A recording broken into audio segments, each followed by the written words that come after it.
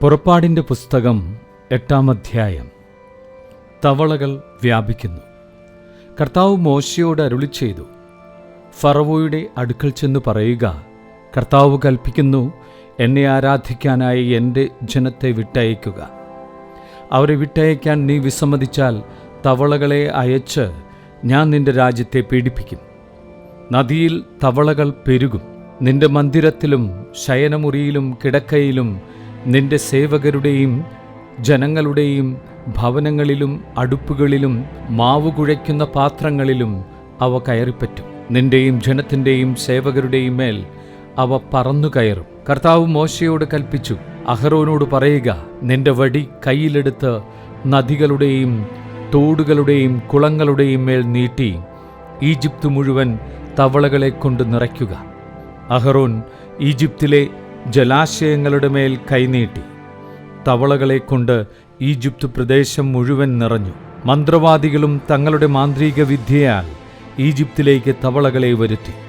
അനന്തരം ഫറവോ മോശയെയും അഹരോനെയും വിളിച്ചു വരുത്തി പറഞ്ഞു, എന്നിൽ നിന്നും എൻ്റെ ജനത്തിൽ നിന്നും തവളകളെ അകറ്റിക്കളയുന്നതിന് കർത്താവിനോട് നിങ്ങൾ അപേക്ഷിക്കുവിൻ. കർത്താവിന് ബലിയർപ്പിക്കാനായി ജനത്തെ ഞാൻ വിട്ടയക്കാം. മോശ ഫറവോയോട് പറഞ്ഞു, തവളകളെ നിന്നിൽ നിന്നും ഭവനങ്ങളിൽ നിന്നും അകറ്റി നദിയിൽ മാത്രം ഒതുക്കി നിർത്തുന്നതിനായി നിനക്കും സേവകർക്കും ജനത്തിനും വേണ്ടി ഞാൻ എപ്പോഴാണ് പ്രാർത്ഥിക്കേണ്ടതെന്ന് അറിയിക്കുക. ഫറവോ പറഞ്ഞു, നാളെ. മോശ തുടർന്നു, അങ്ങനെയാകട്ടെ, ഞങ്ങളുടെ ദൈവമായ കർത്താവിന് തുല്യനായി മറ്റാരുമില്ലെന്ന് അങ്ങനെ നീ ഗ്രഹിക്കും.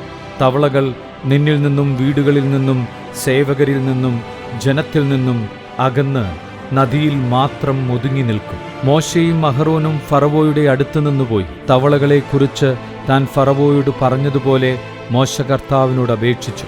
മോശ അപേക്ഷിച്ചതുപോലെ കർത്താവ് പ്രവർത്തിച്ചു. വീടുകളിലും അങ്കണങ്ങളിലും വയലുകളിലും ഉണ്ടായിരുന്ന തവളകൾ ചത്തൊടുങ്ങി. അവർ അവയെ വലിയ കൂനകളായി കൂട്ടി. നാട്ടിൽ ദുർഗന്ധം വ്യാപിച്ചു. സ്വൈരം ലഭിച്ചെന്ന് കണ്ടപ്പോൾ കർത്താവ് പറഞ്ഞതുപോലെ ഫറവോയുടെ ഹൃദയം കഠിനമായി. അവൻ അവരുടെ വാക്ക് ശ്രദ്ധിച്ചില്ല. പേൻ പെരുകുന്നു. കർത്താവ് മോശയോട് പറഞ്ഞു, നീ അഹരോനോട് പറയുക, നിന്റെ വടികൊണ്ട് നിലത്തെ പൂഴിമേൽ അടിക്കുക. അപ്പോൾ അത് പേനായി തീർന്ന് ഈജിപ്ത് മുഴുവൻ വ്യാപിക്കും. അവൻ അപ്രകാരം ചെയ്തു. അഹ്റോൻ വടിയെടുത്ത് കൈനീട്ടി നിലത്തെ പൂഴിയിലടിച്ചു. ഉടനെ മനുഷ്യരുടെയും മൃഗങ്ങളുടെയും മേൽ പേൻ നിറഞ്ഞു. ഈജിപ്തിലെ പൂഴി മുഴുവൻ പേനായി തീർന്നു. മന്ത്രവാദികളും തങ്ങളുടെ മാന്ത്രിക വിദ്യയാൽ പേൻ പുറപ്പെടുവിക്കാൻ ശ്രമിച്ചു, എന്നാൽ സാധിച്ചില്ല. മനുഷ്യരുടെയും മൃഗങ്ങളുടെയും മേൽ പേൻ നിറഞ്ഞു നിന്നു. അപ്പോൾ മന്ത്രവാദികൾ ഫറവോയോട് പറഞ്ഞു, ഇവിടെ ദൈവകരം പ്രവർത്തിക്കുന്നു. എങ്കിലും കർത്താവ് മുൻകൂട്ടി അറിയിച്ചതുപോലെ ഫറവോ കഠിനഹൃദയനായി നിലകൊണ്ടു. അവനവരുടെ വാക്ക് ശ്രദ്ധിച്ചില്ല. ഈച്ചകൾ പെരുകുന്നു. കർത്താവ് മോശയോട് അരുളിച്ചെയ്തു, നീ അതിരാവിലെ എഴുന്നേറ്റ് ഫറവോ നദിയിലേക്ക് വരുമ്പോൾ അവൻ്റെ വഴിയിൽ കാത്തുനിന്ന് അവനോട് പറയണം, കർത്താവ് ഇപ്രകാരം പറയുന്നു, എന്നെ ആരാധിക്കാനായി എൻ്റെ ജനത്തെ വിട്ടയക്കുക. എൻ്റെ ജനത്തെ വിട്ടയക്കാത്ത പക്ഷം നിന്റെയും സേവകരുടെയും ജനത്തിൻ്റെയും മേൽ ഞാൻ ഈച്ചകളെ അയക്കും. അങ്ങനെ ഈജിപ്തുകാരുടെ ഭവനങ്ങൾ ഈച്ചകളെ കൊണ്ട് നിറയും. അവർ നിൽക്കുന്ന സ്ഥലം പോലും ഈച്ചക്കൂട്ടങ്ങൾ പൊതിയും. എന്നാൽ എൻ്റെ ജനം വസിക്കുന്ന ഗോഷേൻ പ്രദേശത്തെ ഞാൻ ഒഴിച്ചു നിർത്തും. അവിടെ ഈച്ചകൾ ഉണ്ടായിരിക്കില്ല. അങ്ങനെ ഭൂമിയിൽ ഞാനാണ് കർത്താവ് എന്ന് നീ ഗ്രഹിക്കും. എൻ്റെ ജനത്തെ നിന്റെ ജനത്തിൽ നിന്ന് ഞാൻ വേർതിരിക്കും. ഈ അടയാളം നാളെ തന്നെ കാണപ്പെടും. കർത്താവ് ഇപ്രകാരം പ്രവർത്തിച്ചു. ഫറവോയുടെയും സേവകരുടെയും ഭവനങ്ങൾ മാത്രമല്ല, ഈജിപ്ത് രാജ്യം മുഴുവൻ ഈച്ചകളുടെ കൂട്ടം കൊണ്ട് നിറഞ്ഞു. ഈച്ചകൾ മൂലം നാട് നശിച്ചു തുടങ്ങി. അപ്പോൾ ഫറവോ മോശയെയും അഹരോനെയും വിളിച്ചു പറഞ്ഞു, നിങ്ങൾ പോയി ഈ രാജ്യത്തിനുള്ളിൽ എവിടെയെങ്കിലും നിങ്ങളുടെ ദൈവത്തിന് ബലിയർപ്പിച്ചുകൊള്ളുവിൻ.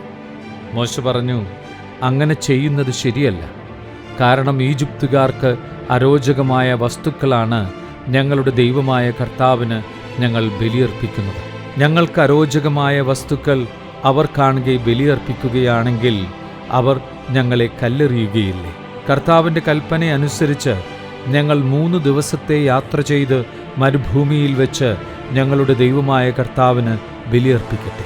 അപ്പോൾ ഫറവോ പറഞ്ഞു, നിങ്ങളുടെ ദൈവമായ കർത്താവിന് മരുഭൂമിയിൽ ബലിയർപ്പിക്കാൻ ഞാൻ നിങ്ങളെ വിട്ടയക്കാം. എന്നാൽ നിങ്ങൾ വളരെ അകലെ പോകരുത്. എനിക്ക് വേണ്ടി നിങ്ങൾ പ്രാർത്ഥിക്കുകയും വേണം. മോശ ഫറവോയോട് പറഞ്ഞു, ഞാൻ ഉടനെ നിന്നെ വിട്ടുപോകുകയാണ്.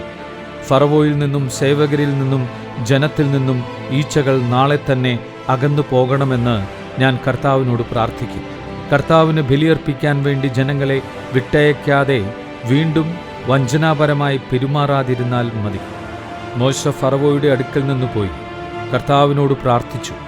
കർത്താവ് മോശയുടെ അപേക്ഷയനുസരിച്ച് പ്രവർത്തിച്ചു. ഫറവോയിൽ നിന്നും സേവകരിൽ നിന്നും ജനത്തിൽ നിന്നും ഈച്ചകളെ അകറ്റി. ഒന്നുപോലും അവശേഷിച്ചില്ല. എന്നാൽ ഫറവോ ഇപ്രാവശ്യവും ഹൃദയം കഠിനമാക്കി. അവൻ ജനത്തെ വിട്ടയച്ചില്ല.